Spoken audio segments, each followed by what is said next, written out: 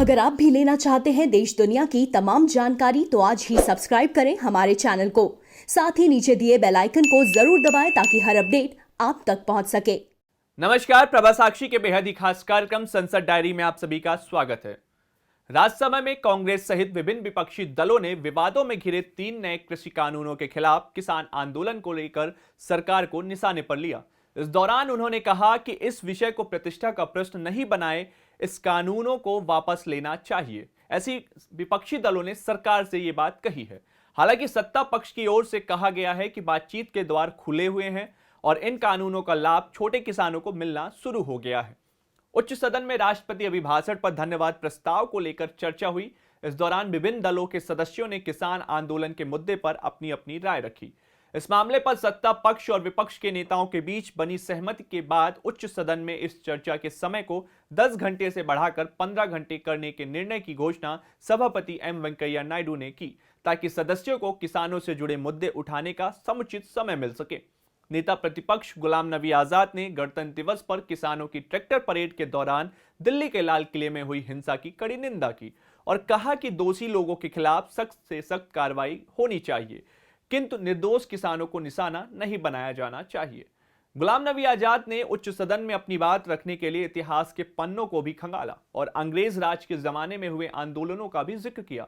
सरकार को किसानों की ताकत का एहसास कराया। आप खुद सुनिए गुलाम नबी आजाद ने क्या कुछ कहा। 1909 से और 1906 के बीच में 3 कानून यूनाइटेड इंडिया में और ब्रिटिश इंडिया की हुकूमत में हुए। वो है पंजाब लैंड कॉलोनी एक्ट 1900, दूसरा दोआब बारी एक्ट 1906, द कॉलोनियल एक्ट 1906। ये 3 कानून के खिलाफ, ये 3 कानूनों में क्या था? इसकी जमीन की मालिक ब्रिटिश सरकार होगी और मालिकाना हक से उनको वंचित रखा जाएगा। किसानों को उन्हें बिल्डिंग बनाने की, घर बनाने की और पेड़ काटने की अपनी जमीन पे कोई हक नहीं होगा।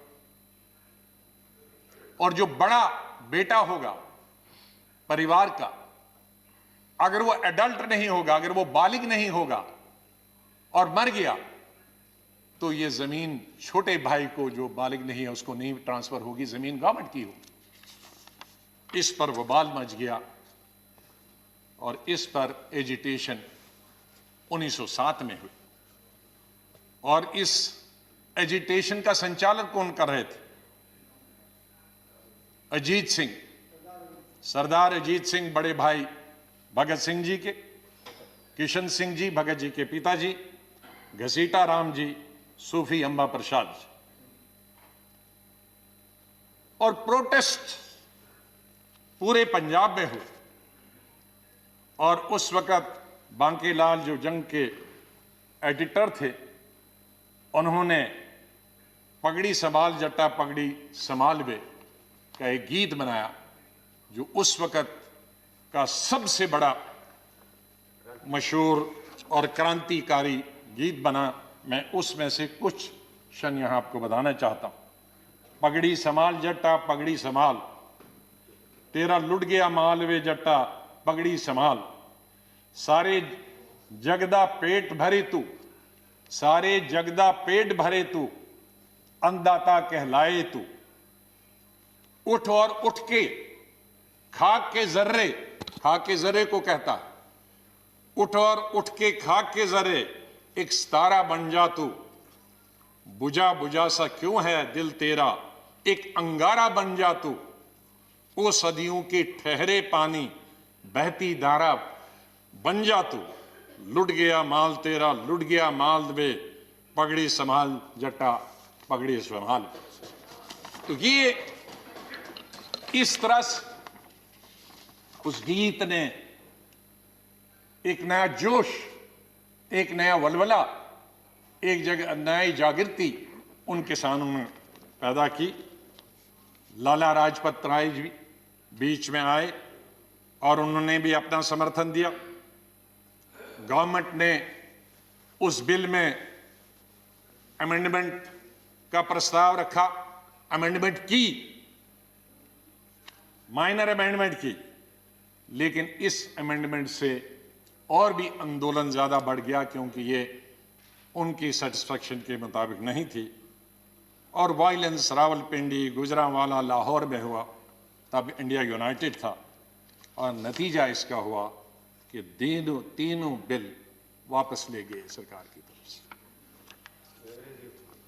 अंग्रेज हुकूमत।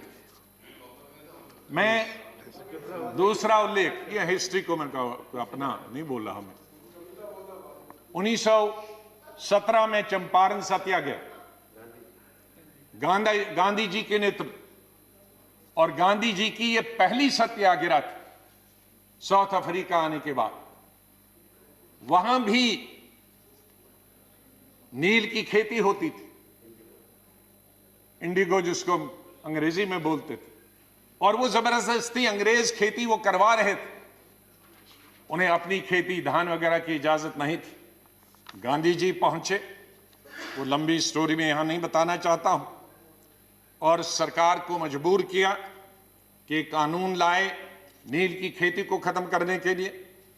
बिहार और उड़ीसा लेजिस्लेटिव एक ही स्टेट था, उसमें बिल लाया गया, लेकिन मेंबर्स ने यह मांग की कि इस बिल को सिलेक्ट कमेटी को भेजा गया है, और ब्रिटिश सरकार ने वो मेंबर्स की मांग मानी और इसको सिलेक्ट कमेटी में भेजा गया। और न सिर्फ इस बिल को सिलेक्ट कमेटी में भेजा गया, बल्कि एक कॉपी गांधी जी को दी गई और कहा कि आप भी अपने सुझाव बताओ।